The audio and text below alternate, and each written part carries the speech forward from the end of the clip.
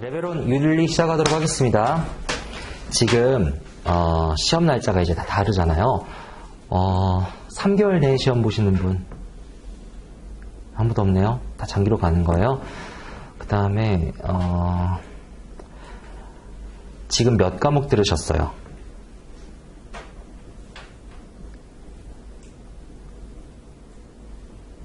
좀 들었네요. 알겠어요. 진도 나갈게요. 중요하지 않아요.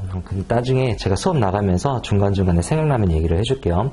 일단 윤리 과목만 좀 놓고 얘기를 좀 해볼게요. 윤리 과목이 레벨 1에 지금 배우는데 중요성으로 따지면 지금 이게 오프라인이니까 이 정도가 와 있는 거지, 온라인이면 저도 그랬던 것 같아요. 윤리 굳이 들어야 되나라는 생각을 했었던 것 같아요. 저도 그랬던 것 같고, 그래서 그거 관련해서 일단 조금만 좀 얘기를 하고서 그 다음에 넘어가도록 할게요. 일단 CFA 레벨 1, 2, 3로 봤었을 때 과거에는 레벨 1 같은 경우에는 2번 시험을 봤었고, 레벨 2 같은 경우에는 1년에 한 번씩 봤었단 말이에요. 2, 3 같은 경우에는. 그러다 보니까 한 번 떨어지면 1년을 기다려야 돼요. 그게 너무 심적 부담이 엄청 크거든요. 저도 레벨 3 떨어졌었을 때 1년 후에 보는 거예요. 그러니까 너무 힘든 거예요. 이게 1년 동안 기다려야 된다는 그 사실 자체가. 1년 동안 계속 주말에 공부해야 되는 거잖아요.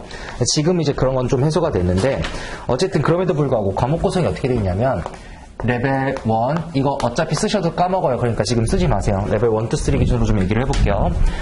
레벨 1 때, 그리고 오리엔테이션 영상 다 유튜브에 올라가 있어요. 그러니까 그거 보시면 돼요. 근데 일단 레벨 1 기준으로 레벨 1에서 가장 여러분들이 중요하게 다뤄야 될 핵심 과목들은 뭐냐면, 일단 에쿼티가 있을 거고요, FRA가 있을 거고, 퀀트, 순서대로 읽겠습니다. 제 의식 흐름대로 쓸게요. 경제학을 모르고 분석할 수는 없으니까. 그래서 이거 세 개가 일단 기본적인 툴 과목이라고 생각을 하시면 돼요. 그 다음에 이제 각각의 상품들을 여기다가 얹는 거죠. 에쿼티가 얹어지고, 채권이 얹어지고, 데리베티브 파생이 얹어지고, 얼터너티브 얹어진다고 생각을 하시면 돼요.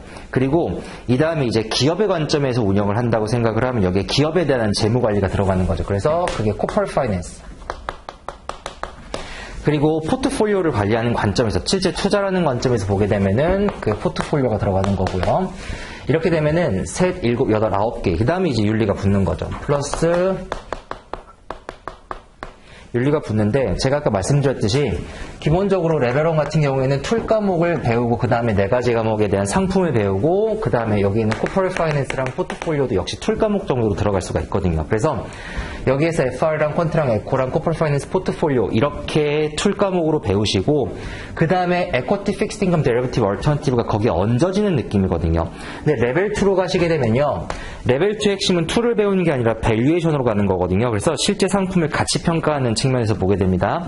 가치 평가를 하다 보니까 에쿼티 픽스드 인컴 데리베티브 얼터너티브가 주된 과목으로 부상을 하겠죠. 그죠? 그 다음 레벨 2로 가게 되면 이게 밸류에이션 쪽으로 옮겨오면서 주식, 채권, 파생, 대체 상품이 주된 과목으로 거기에 들어가게 돼요.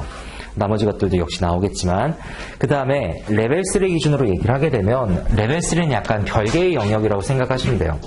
레벨 2까지는 레벨 1 때 배웠던 과목들 그대로 나오거든요. 근데 레벨 3는, 물론 레벨 3 되게 먼 얘기죠. 근데 레벨 3 때 가시면은 이 10과목이 다 빠져나가고 새로운 과목이 들어온다고 생각하시면 돼요. 극단적으로 그냥 얘기해서 10개 다 빠지고 10개 새로운 거 다 들어온다고 생각하시면 돼요. 나중에 다시 한번 과목을 조금 더 말씀을 드릴게요. 그런데 그 와중에 변하지 않는 과목이 있는데, 뭐가 변하지 않냐면 여기 윤리 과목이 그대로 있어요. 윤리가 레벨 1에서도 그대로 있고, 레벨 2에서도 똑같은 게 있고, 레벨 3에도 똑같은 게 있어요. 근데 참 좋은 건 뭐냐면, 윤리 과목만 놓고 보게 되면은 비중이 한 10에서 15% 정도 나와요. 요때 한 10에서 15% 정도인데, 그냥 10%라고 생각하시는 게 제일 편하고, 레벨 2 때도 10%, 레벨 3 때도 10% 이렇게 나와요. 과목상으로는 10과목이니까 한 10분의 1 정도 차지하고 있는 거니까 평균적으로 차지하고 있는 거죠. 근데 중요한 건 뭐냐면, 이때 레벨 1 때 배웠던 이 커리큘럼을 조금만 살펴보면 크게 뭘로 나뉘냐면은 코드랑 스탠다드라는 거를 배우실 거고요. 플러스 깁스라고 하는 거를 배우실 거예요. 모르시겠지만 그냥 코드랑 스탠다드가 있고 깁스라는 게 있구나 정도만 생각하시면 돼요. 칠 필요도 없어요. 그냥 듣고 잊으세요. 코드랑 스탠다드가 거의 레벨 1에서 몇 프로 정도를 차지할 거냐면 70에서 80% 정도를 차지할 거고, 깁스가 한 20% 정도를 차지할 거예요. 자, 레벨 2로 넘어갑니다. 레벨 2로 넘어가게 되면요, 여기에 코드랑 스탠다드가 들어갈 거고 이게 지금 100% 나와요. 원래는 여기에 곁가지 것들이 붙었는데 지금 그게 사라졌어요. 그 다음에 레벨 3 기준으로 얘기를 해볼게요. 레벨 3에는 코드랑 스탠다드가 나오는데 이게 또 여기서 한 80% 정도 차지하고요. 플러스 이때 곁가지 하나가 더 붙어요. SN 메이저 코드라고 하는 자산 운용사 입장에서 보는 거. 그게 한 20% 정도 돼요. 그 다음에 여기 레벨 1에서 배웠던 깁스가 여기 아예 별도의 과목으로 따로 떨어져 나옵니다. 그래서 아까 이게 10%라고 얘기했는데 여기가 5% 정도를 해가지고 5%랑 10%에서 총 몇 프로가 나오냐면 한 15% 정도가 나와요. 요는 뭐냐면 만약에 레벨 2로 가게 되면 시간이 더 없을 거고 레벨 3로 가면 시간이 더 없을 거예요.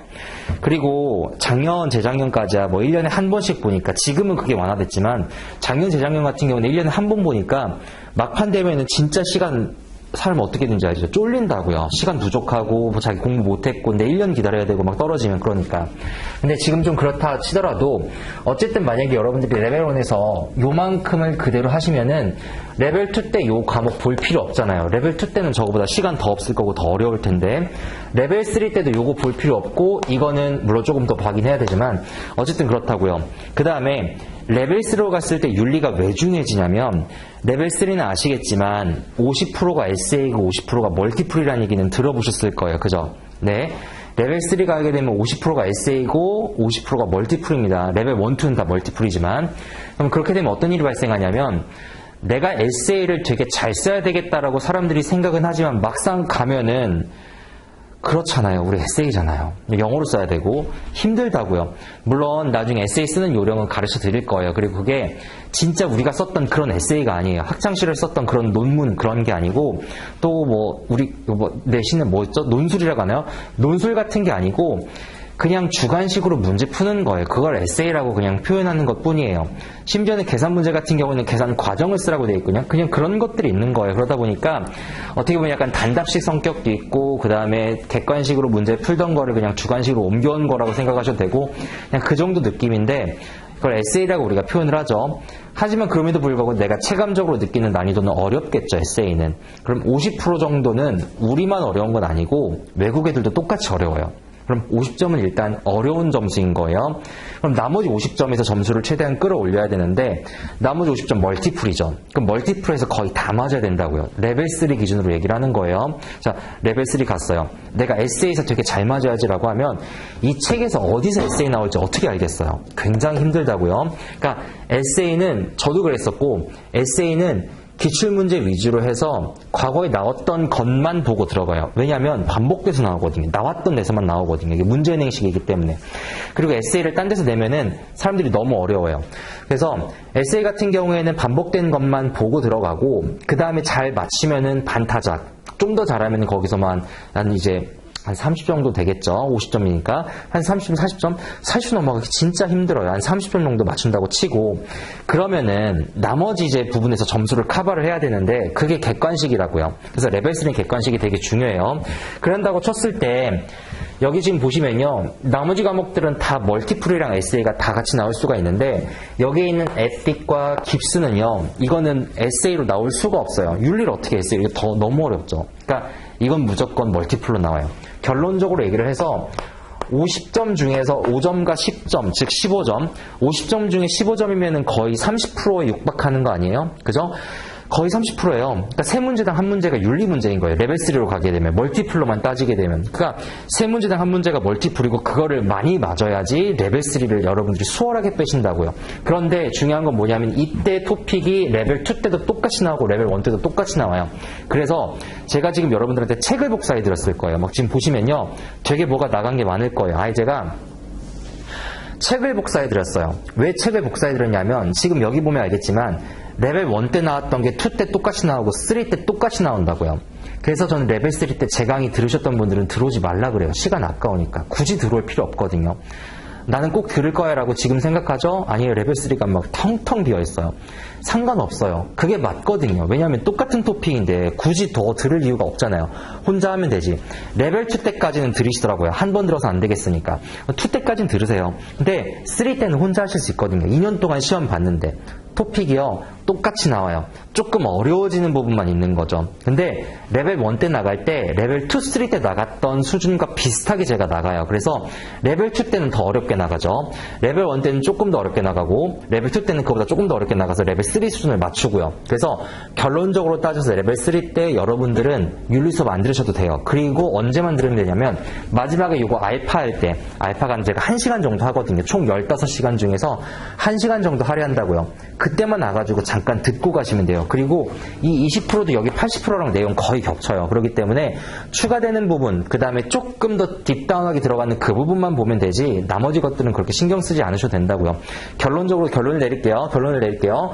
지금 여러분들이 윤리를 하는 이유는 물론 레벨 1 때 나오니까 하는 것도 있는데 레벨 1 때 핵심은 툴 과목이고 레벨 2 때는 밸류에이션이에요. 결론적으로 이걸 하는 거는 레벨 1, 2, 3를 그때까지 가는 그 모든 과정에서 여러분들이 시험을 얼마나 수월하게 가느냐가 제일 핵심일 거 아니에요. 근데 레벨 1 때 하면 레벨 2, 3 때 이게 되게 쉽게 갈 수 있다고요. 레벨 2, 3 때 반복되는 과목이 없잖아요. 근데 이건 반복된다고요. 똑같이 나오고. 그래서 지금 하시면 그때 시간 세이빙 이펙트가 조금 있을 수 있습니다. 윤리 과목은 그거를 좀 말씀드리고 싶었고, 두 번째는 진도를 그럼 어떻게 나갈 거냐에 대해서 좀 말씀을 드려볼게요. 진도는요, 지금 여러분들한테 나간 게 굉장히 많을 거예요. 그죠? 나간 것들 좀 잠깐만 볼게요. 뭐를 나눠드렸을 거냐면요, 순서대로 일단 볼게요. 오프라인 학생들 기준으로 해서 일단 한글로 된 게 제일 위에 깔려 있을 거예요. 프로페셔널리즘에서 널리저덜러 잘 알고 잘 지키고 틀렸을 땐 따르지 말고라고 하는 한글 있죠. 그 한글이 제일 위에 깔릴 겁니다. 그 한글은 제가 수업 나가기 전에 내용을 간략하게 정리해 드릴 때 쓰는 거예요. 다 정리는 안 돼 있고 그냥 책에 있는 내용을 이해하기 쉽게 하기 위해서 간략하게 내용 정리할 때 쓰는 거니까 그렇게 활용하시면 되고, 해서 제가 핸드아웃 보라고 하면 이거 보시면 돼요. 핸드아웃 봐주세요 라고 하면 이거 보시면 되고요. 그 다음에 두 번째는 책이 있을 겁니다. 책은요, 두껍게 복사해드린 게 있을 거예요. 몇 페이지짜리냐면은 이게 15페이지부터 시작해서 100페이지 넘어가는 거. 가장 두꺼운 거. 있죠? 있나요? 네. 이게 스웨조 노트예요. 옛날 스웨조 노트예요. 옛날 교과서라는 거예요. 왜 옛날 교과서로 나가냐? 라고 하면 지금 여러분들 교과서를 보시면요. 지금 교과서를 보시면은 내용이 나오고 문제가 나와야 되는데 내용이 나오고 문제가 안 나와요. 잠깐만요. 교과서 혹시 있으면 좀 제가 잠깐 빌릴 수 있을까요? 네, 잠깐만 좀 빌릴게요. 어디를 보시면 좀 극단적으로 얘기가 나오냐면요.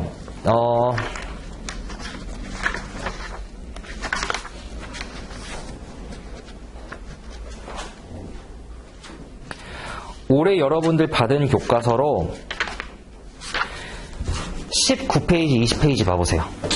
여기요. 19페이지, 20페이지 봐보세요. 19페이지, 20페이지를 보시고 그 다음에 제가 복사해드린 책 있죠. 제가 복사해드린 책은 몇 페이지를 보시냐면은 비슷하네요. 20, 21, 22페이지를 봐보세요. 20, 21, 22를 봐보세요.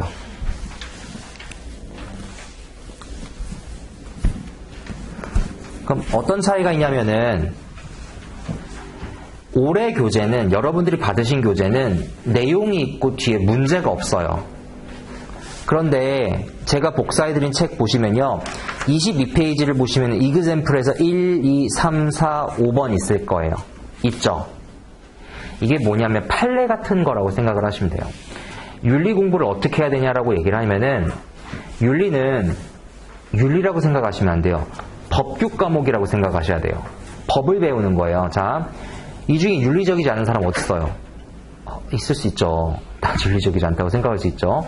그런 거 말고 그냥 내가 진짜 비윤리적이다라고 생각하는 사람 물어보면은 판단 기준이 되게 애매모호하다고요. 근데 법규 과목을 공부한다고 생각을 해봐요. 그럼 법규는 지켰다 안 지켰다가 명확하죠. 왜? 이거는 규율이니까, 규정이니까, 룰이 있는 거잖아요. 그죠? 지켰다 안 지켰다가 굉장히 명확한 가이드라인이 있다고요. 그럼 이걸 법규 과목이라고 생각하면 여러분들 첫 번째 뭘 해야 되겠어요? 법규를 암기하는 것부터 시작해야 되겠죠. 윤리는 그렇게 공부하는 거예요.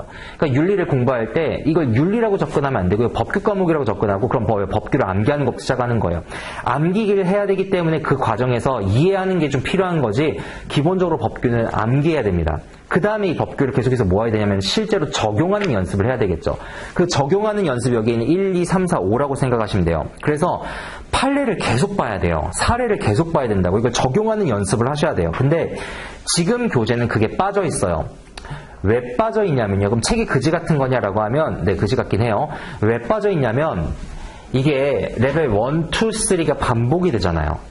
반복이 되다 보니까 옛날에는 레벨 1, 2, 3 교재가 똑같았어요. 근데 어느 순간 수혜조사에서 교재가 똑같은데 계속 교재를 팔아먹기가 좀 그렇잖아요. 그래서 레벨 1은 어차피 사람들이 잘 모르잖아요. 그러니까 레벨 1 때 판례를 다 빼버렸어요. 그리고 내용도 간추리고. 이해돼요? 근데 레벨 2로 가게 되면 이제 사람들이 이거보다 조금 더 딥다운하게 봐야 되잖아요. 그러니까 여기다가는 판례도 넣고 내용도 넣어놨어요. 그래서 레벨 2 교재를 보면 그런 게 다 들어가 있어요. 그 다음에 레벨 3로 가게 되면요. 어차피 레벨 2 때 봤잖아. 그래서 교재를 레벨 1이랑 똑같이 만들어놨어요. 엄청난 상술이죠. 근데 그럼에도 불구하고 레벨 1 때 여러분들 입장에서 교재 딱 처음 받아보면 이건 줄 알거든요. 그러니까 그 교재는 보시면 안 돼요. 그냥 제가 복사해드린 교재로 보세요. 아시겠죠? 레벨 2 교재를 복사해드리면 제일 좋은데 저작권 문제도 있고 책이 또 막상 또 이게 퍼블리시가 안 되는 순간도 있거든요. 매 해마다. 그래서 그냥 깔끔하게 옛날에 나갔던 교재로 나가고 그게 제일 교재가 편집이나 이런 것들이 잘 돼 있어요. 그래서 그냥 지금 복사해드린 교재를 보시면 돼요. 이거는 옛날에 레벨 1 때 썼던 책을 제가 복사해드린 거고 그 다음에 레벨 2로 넘어가고 3로 넘어가게 되면 제가 그냥 문제만 여기다가 조금 더 첨가해드릴 거예요. 그 정도만 풀어보시면 돼요. 아시겠죠? 그래서 교재를 바꿔나가는 이유는 명확해요. 이거는 레벨 2 때도 쓸 거고 레벨 3 때도 쓸 거기 때문에 그래서 버리지 마세요. 제발 버리지 마세요. 아시겠죠? 레벨 2 때 수업 들어오셔가지고 다시 필기하고 수업 듣고 그 시간을 생각을 해보라고요. 이게 훨씬 나아요. 그래서 이 교재는 끝까지 가져간다는 거. 그래서 제가 스웨저를 보세요라고 하면은 여러분들 받으신 책을 보는 게 아니라 지금 제가 복사해드린 책을 보시면 돼요. 아시겠죠? 그 다음에 보시면요. 144페이지로 시작되는 게 있어요. 144페이지로 시작되는 거. 144페이지로 시작되는 게 Practice Problems for Reading 2라고 되어 있죠. 네, Practice Problems for Reading 2라고 되어 있죠. 이 Practice Problems for Reading 2는요, 이거는 커리큘럼북에 있는 문제예요. 스웨즈랑 커리큘럼북이랑 구별 좀 잠깐만 해볼게요. 진도를 많이 나가셨다니까 가시는 분들도 있겠지만, 원래 CFA 협회에서는 뭐를 발표를 했었냐면, LOS라고 하는 걸 발표했었어요. 다른 과목 들으셨으니까 LOS는 들어봤겠네요. 그죠? Learning of Statement라는 걸 발표했었다고요. 그 LOS는 뭐냐면 니네가 CFA를 공부를 하면 이런 것들은 알아줬으면 좋겠어라고 해서 LOS를 쭉 발표를 했었어요. LOS가 어디 있는 거냐면은 지금 제가 복사해드린 그냥 스웨저 노트 그냥 잠깐만 가보시면 15페이지에 바로 있잖아요. LOS. 그죠? 너희들이 이런 것들을 좀 알았으면 좋겠어라고 발표를 했었다고요. 근데 아주 옛날에 고대 시절 아주 옛날에 여러분들보다 한 20년, 30년 정도 되는 선배들이 공부를 할 때는 어땠냐면 이 LOS에 대한 리스트만 발표를 했었어요. LOS만 발표를 하는 거예요. 그래서 네가 채권에서는 이런 걸 알았으면 좋겠고 이자율의 변동성에 대해 알았으면 좋겠고 듀레이션을 알았으면 좋겠고 경제학을 배울 때는 예를 들어서 매크로는 어떻고 마이크로는 어떻고 이런 것들을 쭉 발표를 했었어요. 그리고 뭐를 발표를 같이 했었냐면 이 질문에 대한 답을 알 수 있는 원서 리스트를 같이 발표를 했었어요. 원서, 책. 그럼 옛날에 공부하셨던 분들은 어땠냐면 LOS를 받아보고 원서를 해외에서 주문을 했었다고요. 원서가 비싸니까 한 권 주문해가지고 복사해서 돌려보고 그랬었어요. 옛날에는 그랬었어요. 그럼 그 LOS에 대한 답을 이 원서에서 찾아가면서 공부를 했었다고요. 그러니까 옛날 분들 대단하신 거죠. 옛날에 공부하셨던 분들 정말 그랬거든요. 그런데 생각을 해보니까 이게 LOS가 질문지잖아요. 그래서 CFA 협회에서 어떻게 하기 시작했냐면, 죄송합니다. 카플란에서 어떻게 하기 시작했냐면, 이거 LOS가 질문지니까 그럼 내가 이 LOS에 대해서 답을 달게. 그래서 LOS에 대한 answer를 달아가지고 이거를 책으로 편집을 해서 냈어요. 그게 뭐냐면 지금 여러분들이 보고 있는 카플란에서 만든 스웨저 노트예요. 뭔지 알겠죠? 그게 지금 카플란에서 만든 거예요. 그 책이 편집이 약간 이상할 수밖에 없는 게 이게 1, 1.1, 1.1.1, 1.1.1.1 이렇게 목차가 순서대로 나가야 되는데 스웨저는 책이 어떻게 되어 있냐면 question answer, question answer, question answer 이렇게 되어 있으니까 편집이 약간 가끔 이상할 때가 있는 거예요. 그 레벨 2, 3로 가면 더 심해지거든요. 어쩔 수가 없어요. 그렇게 되어 있고요. 그 다음에 이렇게 만든 게 스웨저라고 했었고, 그 다음에 CFA 협회에서 본인들도 뭐 이건 제 생각이에요. 수익을 극대화하고 싶었던 것 같아요. 그래서 카플란이 책을 만들면 본인들은 왜 책을 못 만들어? 본인들도 책을 만들 수 있잖아요. LOS에 대한 답 자기들이 알고 있는데, 자기네들이 문제 만드는 애들인데. 그래서 얘들도 똑같이 LOS가 있으니까 이 LOS에 대해서 쭉 LOS를 나래비를 세우고 그 뒤에다가 answer를 쭉 자기네들이 쓰기 시작했어요. 그래서 책으로 만든 게 뭐냐면, 여러분들 혹시 시험 볼 때 커리큘럼북이라 그래서 이거 사야 될지 말아야 될지, 뭐 홍콩에서 이거 받아볼 거냐, 페이퍼로 받아볼 거냐, 아니면 내가 소프트 카피로 볼 거니까 선택했던 적 있으세요? 그래요. 했을 거예요. 그거예요. 이게 우리가 흔히 얘기하는 커리큘럼북이라고 얘기를 하는 거예요. 책이 2개 있어요. 그래서 스웨저가 있고 커리큘럼북이 있고. 그럼 결론적으로 우리한테 중요한 게 뭐냐면, 이건 히스토리인 거고, 중요한 건 뭐냐면 둘 중에 뭘 봐야 되냐는 거잖아요. 내가 둘 중에 공부할 때 뭐로 공부를 해야 될 거냐. 메인 교재를 잡아야 될 텐데 둘 다 보기에는 시간이 없고, 그러면 결론적으로 요건 안 보셔도 돼요. 왜냐면 이게 카플란에서 만든 스웨저가 퀘스천 앤서 퀘스천 앤서잖아요. 그러면은 결국에 이거 공부하면 LOS 다 공부하는 거 아니에요? 더군다나 이게 서머리 돼 있잖아요. 그러니까 양도 작아요. 요걸로 공부하는 거를 메인 토픽으로 잡되, 만약에 여기에서 앤서리 내가 느끼기에 조금 부족해요. 그럼 어떻게 해야 될까요? 여기 있는 커리큘럼북에 뒤에 보시면 여기에 장황하게 내용이 있을 거 아니에요. 그죠? 그럼 그 다음에 요거를 참조하시면 되겠죠. 그러니까 모르는 게 나올 때마다 참조하시면 되는데, 그렇게 참조를 해야 될 일은 레벨 1, 2, 3 기준으로 했을 때 3 정도? 2까지도 아니에요. 1, 2는 그냥 스웨저로 나가셔도 너무 충분해요. 그러니까 커리큘럼북은 앞으로 볼 일이 없겠구나 정도 생각하시면 돼요. 그런데 커리큘럼북에서 좋은 내용들은 갖다가 가끔 볼 수 있을 거 아니에요. 그죠? 그 내용이 지금 제가 여기에서 문제를 뽑아온 거예요. Practice problems for reading 2는 뭐냐면요, 커리큘럼북에 있는 문제예요. 커리큘럼북 뒤에 있는 문제예요. 그러니까 나중에 스웨저 문제를 풀고 본인이 문제를 더 풀고 싶다라고 하면은 거기에 있는 Practice problems for reading 2 문제를 보시면 되겠죠. 아시겠죠? 그 다음에 나중에 레벨 3 때 이거는 보시면 되는 건데, 혹시나 레벨 1, 2 때 본인이 호기심이 도져가지고 보신다라고 하면은 책 구성이 어떻게 되어 있냐면, 이건 질문답, 질문답이면 이거는 질문을 쭉 쓰고 그 밑에다가 답을 쭉 논문 형태로 써놨어요. 에세이 형태로 쭉 써놓은 거예요. 그래서 이거는 질문에 대한 답이 그대로 바로 나와 있는데, 이거는 그냥 일반적인 책처럼 그냥 쭉 설명을 해놨어요. 그래서 원서 보는 느낌이에요. 우리 대학교 때 원서 보면은 말 되게 많잖아요, 교수님들. 그죠? 그런 느낌이에요. 장황하고 내용 좀 아리송하게 들어가 있고 애매모호하게 들어가 있고 대신에 내용 되게 많고 두껍고. 그래서 이거는 그런 점으로 참조해서 보시면 된다는 것 정도만 아시면 될 것 같고, 그 다음에 그 다음 장 보시면요, 그 다음 핸드아웃 보시면은 칼라로 되어 있는 손글씨 되어 있는 게 있을 거예요. 이거는 지금 담당 직원이 잘못 인쇄를 한 건데 버리세요. 그리고 제가 나중에 다시 한 장짜리를 올려드릴게요. 깔끔하게 되어 있는 거. 이거 다 지금 손으로 만든 거 제가 다 쳐놨거든요. 그래서 이거는 버리시고, 찢어버릴 것까지는 없잖아요. 그냥 버리시면 되고, 그 다음 맨 마지막에 가면 16페이지로 시작하는 게 있어요. 16페이지로 시작하는 건 뭐냐면, 이거 커리큘럼북의 규정집 원서 그냥 제가 복사해 온 거예요. 아시겠죠? 그래서 그렇게 생각하고 요걸로 나중에 추가되는 내용만 좀 제가 보여드리도록 할게요. 이건 제가 규정집 보세요라고 하면 이거 보시면 돼요. 자, 그럼 뭐가 나갔냐면요, 핸드아웃이 나갔고 스웨저 노트가 나갔고 그 다음에 문제 하나가 나갔고 규정집이 나갔어요.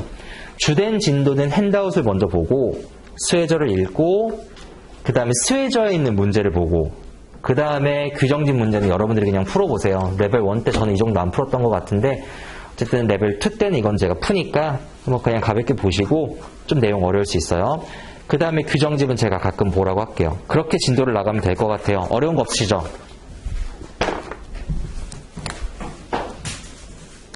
그 다음에 공부법 관련해서 다시 한번 조금만 더 첨언할게요.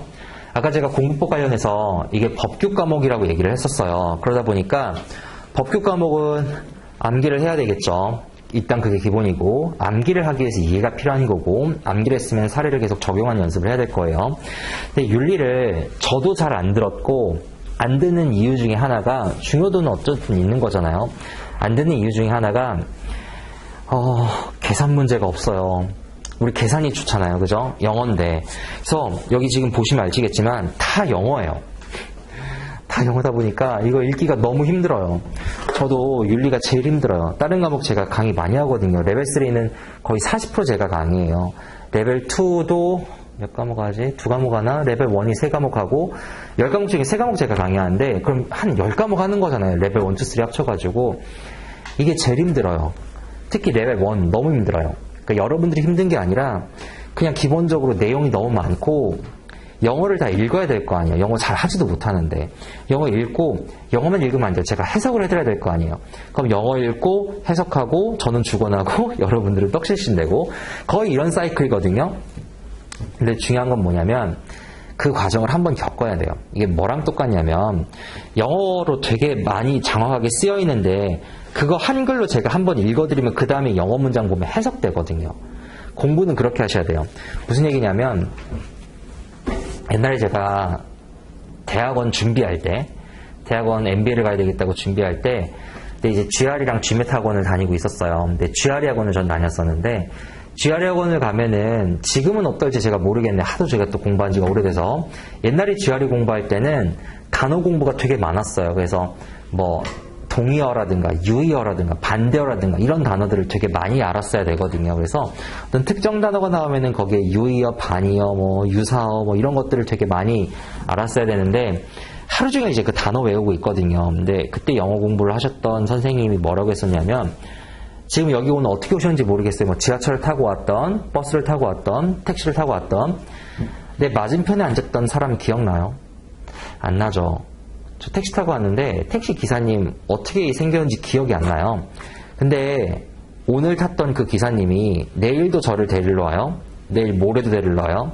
글피도 데리러 와요. 매일매일 데리러 오고 한 달 동안 데리러 온다고 생각을 해봐요. 처음에는 차 모습이 익숙해지겠죠. 그 다음에는 기사님의 옷도 어떤 거 입는지 이제 보일 거고요. 나이는 어떤지, 그 다음에 이 사람 안경 썼는지 안 썼는지, 목소리 톤은 어떤지 등등이 어느 순간 조금씩 더 익숙해질 거라고요. 그러지 않겠어요? 지하철 타요. 근데 똑같이 처음 타면 모르죠. 근데 매일 똑같은 시간에 내가 똑같이 타는데 그 앞에 똑같은 사람이 있다고 생각을 해봐요. 그럼 어느 순간 그 사람의 특징이 들어올 거 아니에요. 영어도 똑같거든요. 지금 여러분들이 이거 하루 공부하면요. 절대 여기에 대해서 알 수가 없어요. 근데 하루 보고 이틀 보고 3일 보고 4일 보면은 어느 순간 그 단어가 또는 그 문장이 익숙해지는 순간이 오겠죠? 그렇게 공부를 해야 된다라고 얘기를 해주셨거든요. 마찬가지예요. 제가 한번 읽어드리는 이유는요. 그냥 한번 보시면은 그냥 볼 때는 이게 윤리다 보니까 그리고 법규 과목이다 보니까 문맥에 숨은 의미들이 되게 많아요. 그래서 그 배경 설명을 제가 다 풀어서 해드리거든요. 한 번만 들으시면 돼요. 그러면 그 다음에는 읽으실 때 본인이 이거 생각이 날 거거든요. 그래서 가능하면 제가 말을 되게 빠르게 할 거고 많이 할 겁니다. 근데 조금 진도가 빠를 수 있으니까 본인이 좀 속도가 빠르다고 생각이 들면 좀 빠릅니다라고 얘기를 해주세요. 제가 말이 제일 빠르거든요. 지금 느린 거예요. 나중에 수업 나가면은 거의 제가 이거 1.5배속, 1.6배속으로 얘기를 하는데 이제 동영상 보시는 분들은 제 강의만 1배속으로 보신다고 하더라고요. 그럴 수밖에 없는 게 다뤄야 될 내용이 되게 많거든요. 진도 나가도록 할게요. 시간 없으니까. 일단 OT 좀 합시다. 윤리가 어떻게 좀 구성이 되어 있는지. 일단 이거 쓸 필요도 없고요. 핸드아웃 어디 보시면요. 이 내용이 잠깐 들어가 있냐면 3페이지 보시겠어요? 어차피 첫 시간이니까. 3페이지 보시겠어요?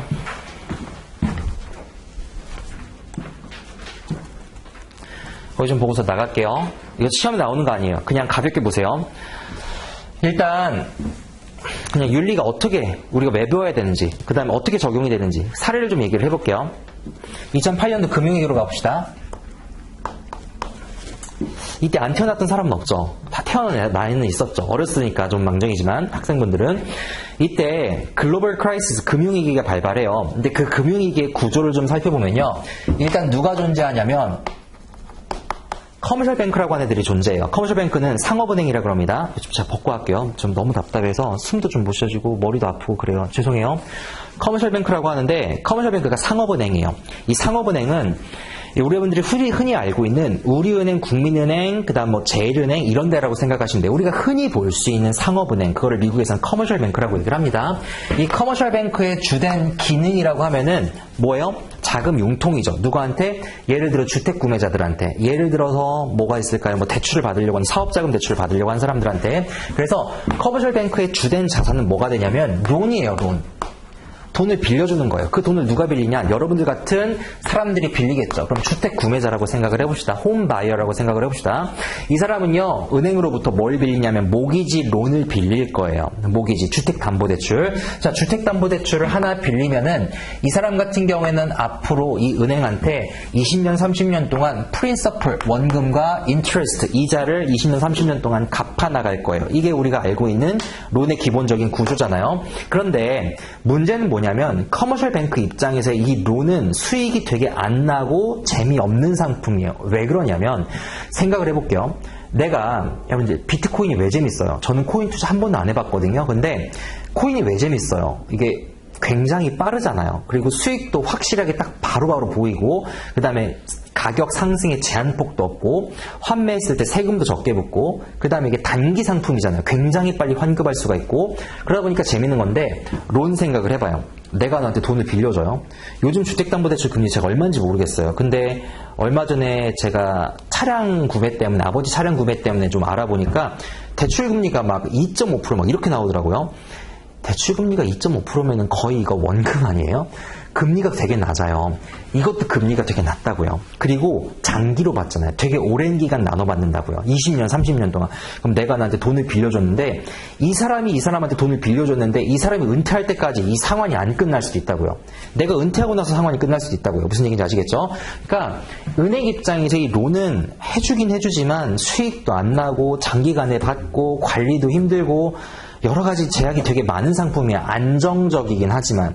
그래서 옛날에 은행을 안정적인 직장으로 했던 거예요. 왜냐면 옛날에 파생 상품이 복잡하지 않았거든요. 그렇게 복잡하지 않다 보니까 그냥 담보대출 해주고 꼬박꼬박 받고 가끔 돈 안 갚는 애들이 있으면 가가지고 담보물 팔아가지고 채권 추심하고 그랬으니까 따분한 직장이었던 거죠. 그런데 이 은행 입장에서 수익을 다변화하고 싶은 거예요. 그 다변화를 하고 싶다 보니까 어떤 아이디어를 내기 시작했냐면 이 론이 하나만 있을 게 아니잖아요. 론이 굉장히 많이 있을 거예요. 그러면은 얘들이 뭘 했냐면 그 론을 묶어요. 이 론을 이렇게 선물꾸러미 묶듯이 묶어요. 이걸 뭐 한다고 하냐면요. 우리가 풀링한다고요. 이거 P예요. POLING. 풀링한다 그래요. 자산을 묶어요. 묶어가지고 이 묶은 자산을 내가 다른 사람한테 매각해버려요. 팔아버린다고요. 누구한테 파냐? 이거를 파는 과정에 누가 들어오냐면 인베스트먼트 뱅크가 들어와요. 우리가 이 투자은행이라고 얘기를 하잖아요. 투자은행은 우리나라로 따지면 뭐가 되면 증권사가 돼요. 미국에서는 커머셜 뱅크, 인베스트먼트 뱅크로 구별하고 우리나라에서는 상업은행, 그 다음에 증권사로 구별합니다. 극단적으로 이게 1929년도, 32년도에 나눠지게 된 건데 JP모건과 모건스탠리가 있으면 원래는 한 그룹이었었어요. 그런데 JP모건은 커머셜 뱅크로 나간 거고 모건스탠리는 투자은행, 그래서 증권사 성격으로 나간 거고 물론 지금은 둘 다 하죠. 그것도 나중에 제가 역사 설명하면서 설명해 드릴게요. 어쨌든 증권사한테 팔아요. 그럼 증권사는 어떻게 하냐? 자기 밑에 뭘 만드냐면 Special Purpose Company라고 하는 페이퍼 컴퍼니를 하나 만들어요. 그래서 SPC라고 하는 애들을 만들고 그 SPC에서 이거를 구조해가지고 산다고요. 그럼 그 꾸러미가 어디로 넘어오냐면 여기 SPC 밑으로 이 꾸러미가 넘어와요. 그러면은 얘들은 이걸 사가지고 뭘 하냐? 얘들을 이거를 유동화를 하죠. 유동화라고 하는 건 Securitization, 증권화한다라고 얘기를 하거든요. 그렇습니다.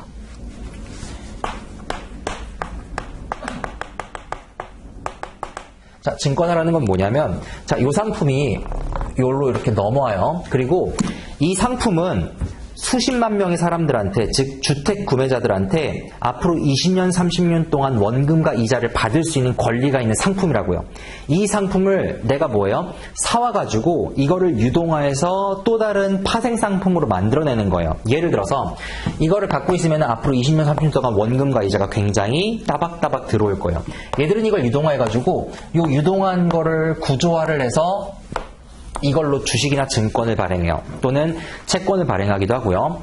그러면은 이 발행한 거를 또 다른 투자자들한테 권유를 하고 또 다른 투자자들은 이 상품에 다시 투자를 해요. 왜 이런 짓거리를 하냐면은 아직 조금 이해가 덜 될 수 있는데 이유는 간단해요. 첫 번째, 커머셜 뱅크 입장에서는 내가 20년, 30년 동안 따분하게 받아야 되는 권리 자체를 지금 당장 목돈을 받고 팔아버리는 거예요. 이거를 팔아버리는 순간 SPC가 뭘 줘야 될 거예요? 목돈을 지급해야 될 거 아니에요. 그래서 갑자기 커머셜 뱅크 입장에서는 20년, 30년 동안 받을 권리를 매각함으로써 갑자기 목돈을 땡길 수가 있어요. 그 목돈을 가지고 뭘 하냐? 또 다른 대출을 일으킬 수도 있고 또 다른 투자를 할 수도 있고 많은 일들을 할 수가 있겠죠. 그래서 얘들 입장에서는 또 다른 수익을 다변할 수 있는 기회가 되는 거예요. 여기 있는 증권사는 이 짓거리를 왜 하냐? 밑에 이 상품을 사와서 이거를 유동하는 과정에서 뭘 발행하냐면은 주식이나 채권을 발행해요.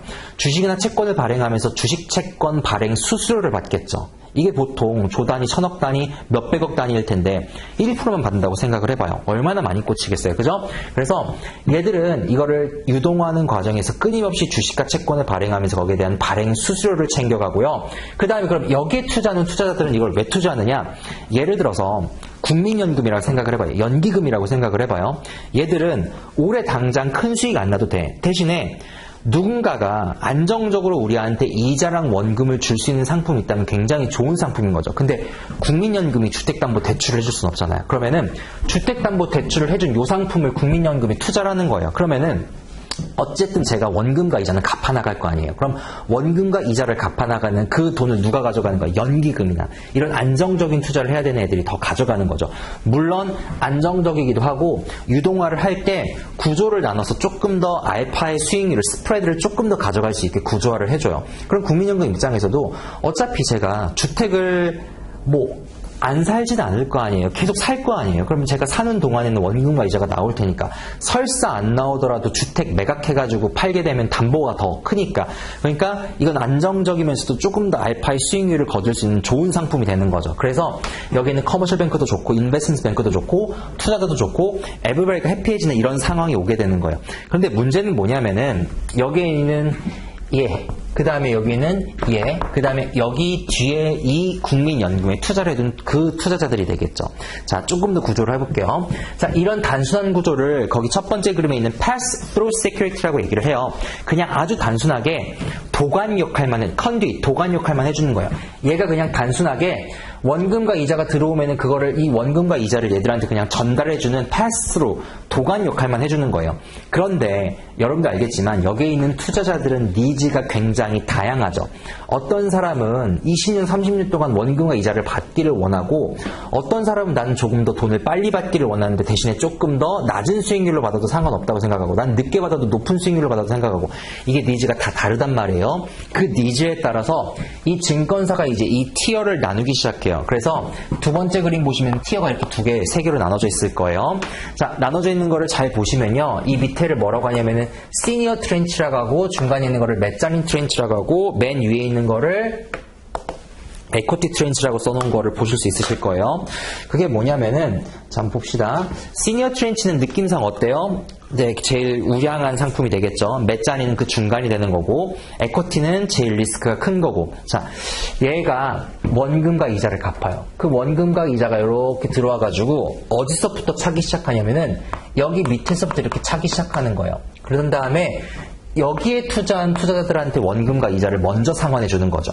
그 다음에 메자닌에 투자한 투자자들한테 원금과 이자를 상환해 주고 그 다음 에코티에 투자한 사람들한테 원금과 이자를 상환해 주고 그러면은 이 시니어 트렌치에 투자한 투자자들 같은 경우에는 제일 먼저 자기가 돈을 상환받으니까 금리가 싸겠죠. 그래서 채권 성격을 띈다고요. 두 번째 메자닌은 채권과 주식의 중간 정도의 성격을 띠는 거예요. 왜냐하면 저 앞에서 원금과 이자가 약간 부존할 수 있잖아요. 어떤 사람 돈 안 갚을 수 있다고요. 그러면은 메자리는 그런 리스크도 지는 거예요. 대신에 높은 수익률을 보장받겠죠. 에코티는 비중 되게 작아요. 5%, 10% 이렇게 진짜로. 그러면 이건 뭐예요? 이 사람들 같은 경우에는 원금과 이자를 못 받을 수 있는 리스크가 큰 대신에 받게 되면 더 높은 수익률로 보장을 해주는 거죠. 이렇게 티어를 나눠가지고 상품을 발행해요. 이런 구조를 밑에서부터 돈이 찬다 그래서 워터폴 구조라고 얘기를 해요. 거기 워터폴이라고 써있나요? 안 써있네요. 워터폴 구조라고 얘기를 해요.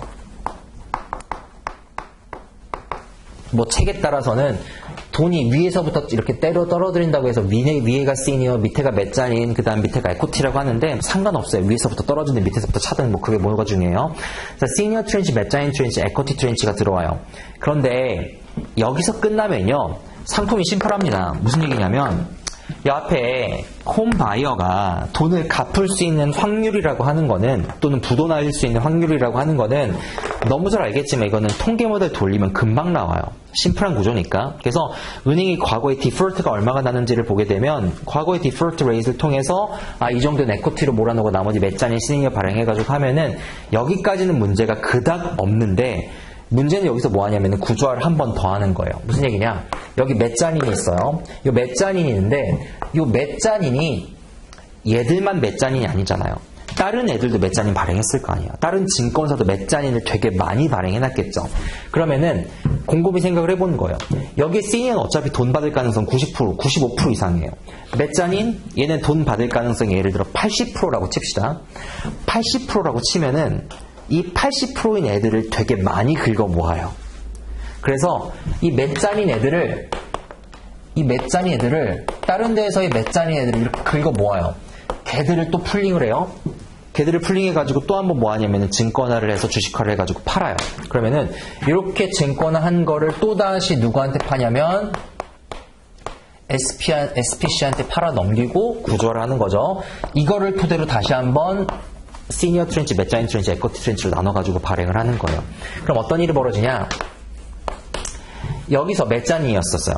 중고차인 거예요. 쉽게 얘기해서. 중고차인데 중고차 한 1000대를 딱 매입을 해봐요. 그럼 중고차 1000대를 매입하면 그 중에서도 새 차 같은 중고차가 있을 거고 진짜 중고차 같은 애가 있을 거고 쓰레기 같은 애들이 있을 거 아니에요. 그러면은 이것도 말이 되는 거예요. 중고차 1000대를 사가지고 정말 새 차 같이 나온 중고차는 새 차 같은 가격으로 팔 수가 있는 거예요. 그래서 걔들한테 뭐를 붙여서 판매를 하냐면 시니어 등급을 붙여가지고 판매를 하는 거예요. 그 다음에 조금 덜 받은 애들은 메자닌, 그 다음 에코티를 붙여가지고 발행을 하는 거예요. 이걸 우리가 뭐라고 하냐면요. CDO 구조라고 얘기를 해요. 들어보셨어요? Collateralized Debt Obligation.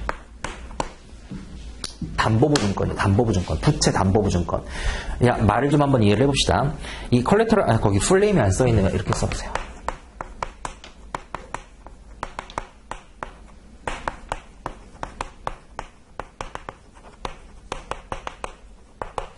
이게 뭐냐면은 부채잖아요. 부채. 데트라는 게 부채잖아요. 부채를 담보한 거예요. 여기 지금 이거 다 부채 아니에요. 그죠? 이 부채를 담보로 잡고서 그걸 통해서 오블리게이션, 이 부채를 갚아야 되는 원금과 이자 상환에 대한 의무, 그거를 가지고 우리가 상품을 만든 거를 CDO 상품이라고 얘기를 해요. 자, 이렇게 한 번만 했겠어요? 두세 번 했겠죠. 더 할 수 있겠죠. 계속 할 수 있다고요. 자, 조금만 더 볼게요.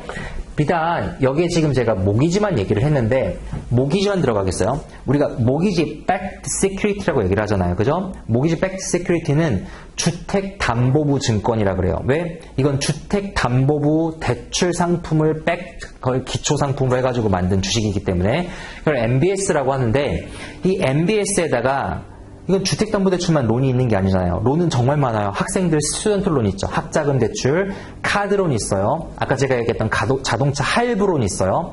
오토론 있죠. 크레딧 론 있죠. 스튜던트 론 있죠. 이런 것들 다 포함시켜요. 그러면은 이게 MBS에서 뭐 또 확장되냐면은 이건 모기지 백드 세큐리티고 ABS도 할 수 있는 거예요. Asset Backed Security. 내가 받을 수 있는 권리가 있는 건 자산일 거 아니에요. 그죠? 크레딧 카드 론도 자산일 거 아니에요. 이것도 담보화해가지고 묶을 수가 있다고요. 그렇게 해서 다 묶은 거를 우리가 CDO라고 얘기를 하는 거예요. 부채를 근거로 하고 있는 상품이죠. 네. 한 번만 했으면은 이렇게 한 번 하고 두 번째 정도까지 어느 정도 예측이 된다고 치지만 만약에 이 짓거리를 계속한다고 생각을 해봐요. 시장에 또 메자닌 있어요. 또 그 메자닌을 시장에서 긁어 모아요. 또 묶어요. 또 판매를 해요. 또 시니어 메자닌 에컨치로 나눠가지고 판매를 해요. 근데 문제는 어디서 발생하냐면 여기에 홈 바이어 얘들의 신용등급을 보게 되면요. 신용도가 거기 있어요. 제일 좋은 거기 없나요? 있네요.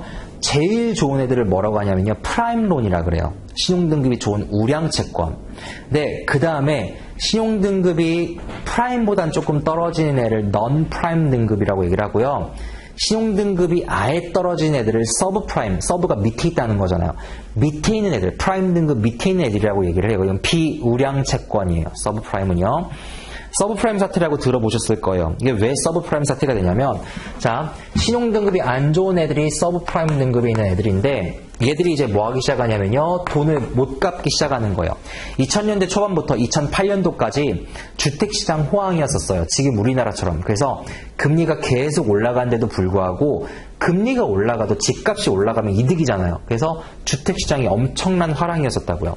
주택시장이 화랑이에요. 거기다가 규제가 풀리다 보니까 규제가 풀리면 어떤 일이 발생되냐면 대출 상품이 유연해지겠죠. 그러면은 예를 들어서 지금과 같이 지금 나이는 우리나라 같은 경우에는 예를 들어서 우리나라 한때 막 LTV 80% 70%까지 갈 때처럼 너 1억만 있으면 4억짜리 집 살 수 있게 해줄게. 뭐 이런 식으로 대출을 되게 많이 풀어준다고요.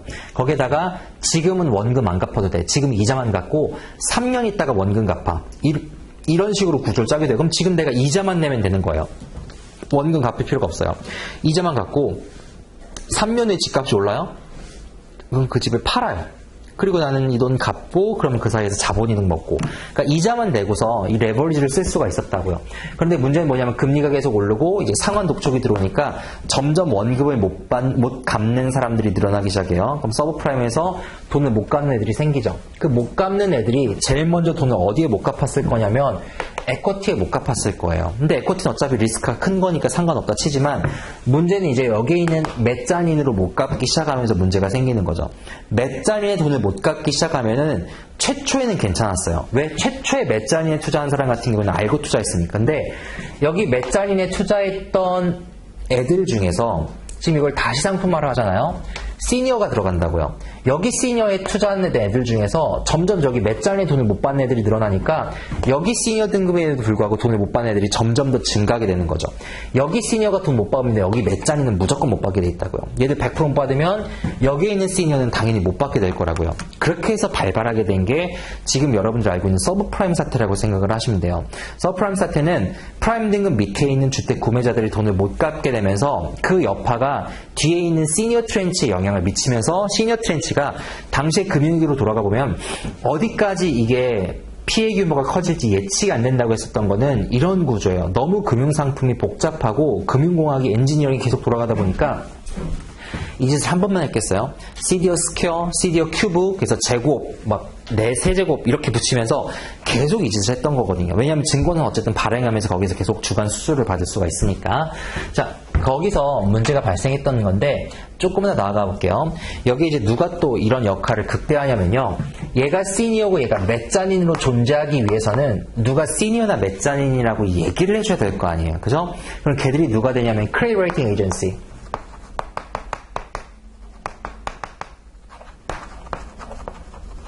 누가 되냐면은 여러분들 알고 있는 S&P, 무디스, 피치스 얘들 신용평가 기관들이에요. 신용평가 기관들이 여기 시니어 트렌치, 메자닌 트렌치에 뭘 주냐면 의견을 주는 애들인데 당시 투자 적격 등급, 적격 등급이라는 건 에쿼티 이상, 메자닌 이상이에요. 다 시니어 트렌치예요. 시니어 트렌치로 분류되는 확률이 거의 90%에 육박했다고 하죠. 80 후반대였었어요. 88%, 87%. 대부분 다 시니어 트렌치였었고, 시니어 트렌치에서도 AA 등급이나 AA 등급이나 아니면 트리플 A 등급을 받은 애들이 역시 80% 정도 됐다고 하죠. 시니어에서 트렌치, 트리플 A 등급 받은 비율이 거의 70% 이상 이렇게 됐었다고 하죠. 그러니까 지금 트리플 A 등급이면 미국 국채 등급이고 AA 등급이 우리나라 신용 등급이거든요. 그만큼 크레딧 레이팅 에이전시들이 크레딧 어떤 오피니언을 굉장히 남발했었던 그때 일이 있었어요. 그러면은 왜 그런 일이 발생했냐면 이것도 뒤에 제가 조금 더 배경 설명 드리겠지만 이거를 윤리에서는 뭐라고 하냐면 오피니언 쇼핑이라 그래요. 뒤에 나올 거예요. 오피니언 쇼핑은 뭐냐면 이거 회계법인도 지금 마찬가지고 다 똑같은 건데 내가 S&P의 의견을 달라고 얘한테 얘기를 해요. 대신에 그 돈을 내가 낸단 말이에요. 그럼 S&P가 너 이거 내가 시니어 등급 못 주겠어, 내가 트리플 A 못 주겠어라고 하면 바로 길 건너가면 바로 길 건너가면 무디스 있고 바로 길 건너가면 피치 있거든요. 그러니까 얘들한테 가면 되는 거예요. 그러니까 어차피 너네 안 줘도 의견 줄 애들 많으니까 오피니언 쇼핑, 내가 내 궁의에 맞는 의견을 줄 애들을 내가 살 수 있거든. 그러니까 굳이 너네 필요 없어. 지금 회계 감사도 그렇거든요. 전 세계 자유시장으로 들어가, 자유수임제로 들어가고 있잖아요. 그러다 보니까 네가 나한테 감사 의견 주는데 돈은 내가 내거든요. 그러니까 나한테 맞는 의견을 줄 애들을 내가 선택할 수 있거든요. 픽할 수 있다고요. 그런 일들이 발생했던 거고, 그 다음에 더 덧붙이면은 여기서 문제가 끝났으면은 그닥 그냥 여기서 그냥 마무리될 수 있는 건데, 여기에 이제 폭탄을 더 붙인 게 누구였냐면은 보험사들이었었어요. 여러분들이 대표적으로 알고 있는 AIG, 아메리칸 인터내셔널 그룹, 옛날에 박지성이 메뉴에서 뛰었을 때 AIG 스폰 받고 뛰었었던 그 메뉴 스폰서. 자, 아메리칸 인터내셔널 그룹이 보험사의 대표적이죠, AIG가. 근데 이 보험사가 당시 어떤 상품을 팔았었냐면은 크레딧 디폴트 스왑이라고 하는 CDS 상품을 팔았어요.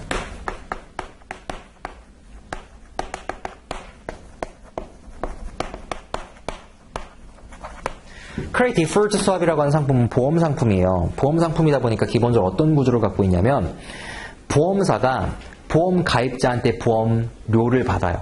페이먼트를 받아요. 이벤트가 발생하면 얘한테 베네핏을 지급하는 구조예요. 이건 뭐 너무 당연한 거죠. 그죠? 어렵지 않은 구조니까. 자, 이 CDS 상품을 AIG가 발행을 했어요. 이 CDS 상품에 대한 발행 대상은 누구였냐면 여기에 있는 증권사들, 여기에 있는 커머셜 뱅크들이었었고 대부분 증권사였죠. 투자사들이고 AIG가 여기에 상품의 근거가 됐던 거는 뭐냐면 여기에 있는 MBS, ABS, CDO 상품들이었었어요. 어떤 구조였냐면 지금 여기에 인베스트먼트 뱅크, 투자은행들이 아까 얘기했듯이 이 상품들을 끊임없이 엔지니어링을 통해서 재생산하고 발행했다고 얘기를 했잖아요. 근데 발행하면서 자기네들도 내부적으로는 이 얘기를 알았던 거예요. 뭐냐면 맷자린을 근거로 해서 계속해서 시니어를 찍어내다 보니까 어느 순간 이 상품이 어떤 리스크라고 하는 게 본인들이 감당해낼 수 있는 리스크에 대한 허용치를 넘어간 거죠. 그럼 어떻게 해야 돼요? 보험을 들어야 될 거 아니에요. 그 보험을 누가 만들었냐면 여기 있는 AIG가 만들어준 거예요. 크레딧 디폴트 스왑이라고 얘기하는 건 크레딧의 디폴트, 신용에 대한 이벤트가 발생했을 때 내가 그거를 물어주겠다고 하는 계약인 거예요. 즉 여기에 있는 MBS나 ABS나 CDO 상품들이 부도가 났을 때 내가 그거를 너한테 보상해 줄 테니까 넌 나한테 평상시에 보험료를 좀 내 라고 해서 AIG가 이 CDS로 엄청난 수익을 올렸었거든요. 2008년도 이전까지. 근데 문제는 뭐냐면 이 AIG가 이제 여기서 얘들이 돈을 못 갚기 시작해요. 그래서 맷자리는 부도가 나기 시작하니까 에쿼티에 시니어 트렌치까지도 이렇게 이펙트가 영향을 미쳐지기 시작하고 이제 시니어 트렌치가 부도가 나기 시작을 해요. 그럼 이거 부도가 나면은 아까 얘기했던 투자은행들, 예를 들어 크레딧 스위스, 아니면 골드만삭스라든가 모건스탠이라든가 이런 애들이 다 누구한테 달려갔겠어요? AIG한테 달려간 거예요. 나 보험료 줘. 저 상품 부도나고 있어. 그래서 이렇게 AIG에 달려가다 보니까 그럼 AIG는 뭘 해야 되겠어요? 보험금을 지급을 해야 되겠죠. 근데 보험금을 지급할 현금이 없는 거예요. 너무 많은 애들이 부도가 나다 보니까. AIG가 보험금을 낼 여력이 없는데 AIG가 보험금을 못 내면 그 보험금을 못 받으면 투자은행도 부도가 날 거예요. 투자은행이 부도가 나게 되면 여기에 있는 커머셜 뱅크도 부도가 날 거예요. 커머셜 뱅크가 부도가 나게 되면은 누가 부도가 나요? 일반 예금자들한테까지도 그 손해가 미칠 수가 있다고요. 그래서 미국 정부에서 너무나 잘 아시겠지만 리만 브라더스가 파산할 때는 파산하게 냅뒀어요. 왜냐하면 리만 브라더스는 어느 쪽이었냐면 여기에 있는 인베스트먼트 뱅크 쪽이었거든요. 증권사 쪽이었던 거예요. 그러니까 걔들이 망할 때는 그냥 냅뒀어요. 그런데 AIG가 바로 그 다음에 망했거든요. 며칠 안 나요, 차이. AIG가 망했을 때는 즉각적으로 구제금융을 했거든요. 왜냐면 이런 이유 때문이에요. AIG의 빨대를 너무 많이 꽂고 있는 거예요. 리만 브라더스가 망한 건 리만 브라더스 하나로 끝나는데 AIG가 망하는 거는 투자은행 전체로 이 이펙트가 커진다고요. 투자은행 전체로 커진다는 건 커머셜 뱅크로 커진다는 거고 이 보험금이 지급이 안 된다는 거는 여기에는 연기금들도 본인들이 투자한 상품이 부도가 난다는 거거든요. 그러니까 완전 셧다운 되는 거죠. 그건 금융시장에서. 그러니까 AIG에 그때 당시에 구제금융으로 꽂아뒀던 돈이 아무 조건 없이 170빌리언 달러를 꽂아요. 아무 조건 없이 그냥 너 써라. 그리고 이 170빌리언을 받으니까 AIG는 뭐 했어요? AIG가 이 돈을 갖고 보험금 지급하고 어쨌든 회사가 정상화된 거 아니에요. 그래서 이제 여기에 대해서 인센티브를 주면서 그게 월가 운동의 핵심이 됐던 거예요. 왜냐하면 이 구제금융으로 됐던 돈이 AIG로 흘러들어가고 AIG로 흘러들어갔던 돈이 인베스트먼트 뱅크 그 다음에 커머셜 뱅크로 흘러들어가다 보니까 이게 엄청난 돈을 그때 헬리콥터로 돈 뿌린다고 했었잖아요. 엄청난 돈을 뿌렸음에도 불구하고 민간으로 흘러들어가는 돈이 거의 없는 거예요. 그 당시는 그랬었어요. 돈을 정말 많이 뿌렸는데도 불구하고 왜요? 지금 어떤 구조인지 아시겠죠? 이게 민간으로 들어갈 돈 자체에 여력이 없는 거예요. 그냥 부도 안 나게 막은 것 뿐이니까. 그래 당시에 구제금융에 대한 비판이 일었었던 거고, 자, 여기 조금만 더 살펴볼게요. 이게 규모로 따지게 되면요. 원래 이 론 시장이라고 하는 거는 한 1트리언 그 정도밖에 안 돼요. 1조 달러 정도? 그러니까 우리나라 규모 따지면 한 1000조 원 정도? 그러니까 1조 달러 정도밖에 안 되는데, 아까 얘기했던 여기 있는 MBS, ABS, CDO 시장을 합치면요. 요게 한 10 빌리언 정도가 된대요. 그죠? 훨씬 10배 정도가 되는 거죠. 파생 상품 시장인데. 그리고 여기에 있는 요 CDS 상품, 요 CDS만 거래가 됐었거든요. 요 CDS가 한 16 트릴리언, 아이고, 빌리언이라고 썼네. 이거 트릴리언인데. 지금 보시면요. 사실 원래 근간이 된 상품은 얘밖에 없어요.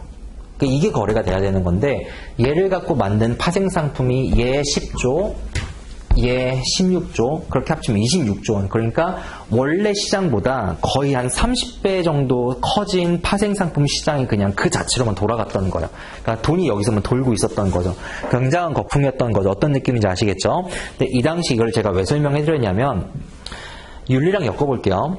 이와 관련해서 2010년도에 골드만삭스가 SEC로부터 한 6천억 정도의 벌금을 때려 맞아요. 근데 벌금에서 때려 맞았던 이유 중에 주된 이유가 뭐였었냐면, 여기에 투자은행이 좀 살펴볼게요. 투자은행들이 이 상품을 설계하면서 이 상품이 리스크가 굉장하다는 걸 몰랐을까요? 알았겠죠. 몰랐으면 그것도 문제예요. 직무유기 아니에요. 알았으면 그것도 문제예요. 위험한 상품을 고객한테 얘기한 거잖아요. 근데 얘들이 고객한테 이 상품을 추천을 해줄 때 MBS를 추천하면서 여러분들이 뭐라고 하겠어요? 그냥 머릿속으로 떠올려봐요. 여러분들이 만약에 MBS를 판다라고 하면 안전하다고 했겠죠. 왜? 이거는 모기지에 근거하고 있고 모기지를 안 가는 사람은 아무도 없으니까. 저게 모기지에 근거하고 있잖아요. 그죠? 물론 모기지에 근거하고 있다는 건 맞아요. 그런데 이거 파생상품이잖아요. 그럼 파생상품에 따른 리스크를 정확하게 고지해줘야 되는데 그 정확한 고지를 하지 않았다고요.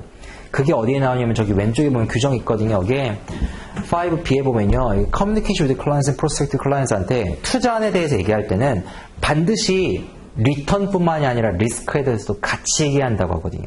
고지를 안 한 부분이 있어요. 두 번째, 얘들이 정말 문제가 됐던 거는 이 상품에 대해서 고객한테 얘기를 할 때 첫 번째는 이거를 추천해 주는 건 좋아요. 근데 추천할 때는 이 상품이 좋다고 추천할 거 아니에요?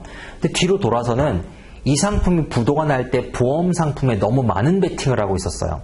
무슨 얘기냐면 여기 이 보험금을 드는 정도가 아니라 골드만삭스 같은 경우에는 이 모기지 상품을 고객한테 팔면서 이 상품이 쓰레기라는 걸 알고 언제든 부도가 날 걸 알고 있다 보니까 이 CDS라고 하는 상품에 아예 베팅을 하고 있는 정도였었다고요.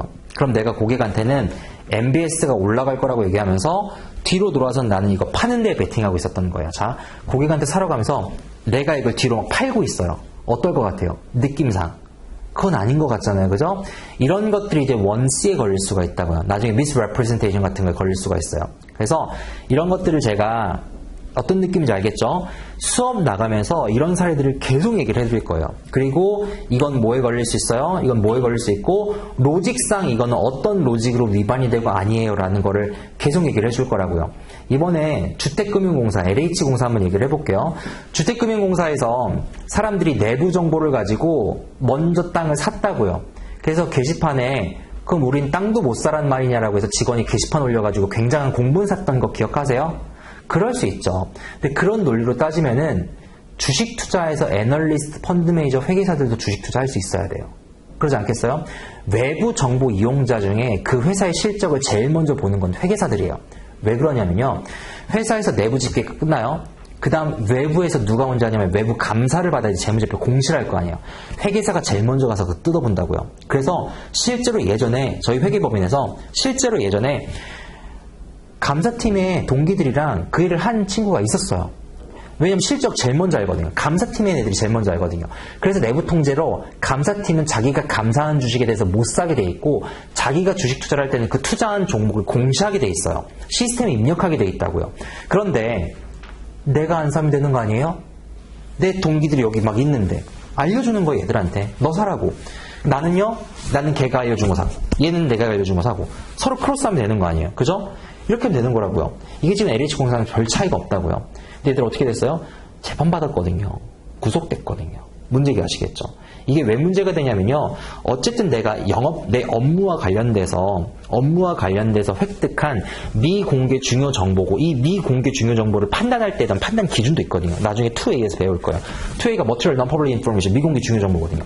미공개 중요 정보를 판단할 때 중요한 정보는 뭐냐면, 중요한 이슈는 뭐냐면, 가이드라인은 이 정보가 시장에 공표가 됐을 때 시장 가격에 영향을 미칠 수 있거나 미칠 수 있는 거잖아요. 토지 개발 정보. 그죠? 두 번째, 이 시장에 참가한 참가자들이 누구든지 알고 싶어 할 만한 정보는 미공개 중요 정보로 봐요. 중요한 정보로 본다고요. 더군다나 거기에 정보의 신뢰성까지 부여됐으니까 무조건 중요한 정보예요. 그런 조건들을 제가 계속 말씀을 드릴 거예요. 어떤 느낌인지 아시겠죠? 여기까지 해서 OT 마무리하고 쉬는 시간 제가 25분까지 가질게요. 한 5분만 가질게요. 갖고서 그 다음에 이제 진짜 진도 나가도록 할게요.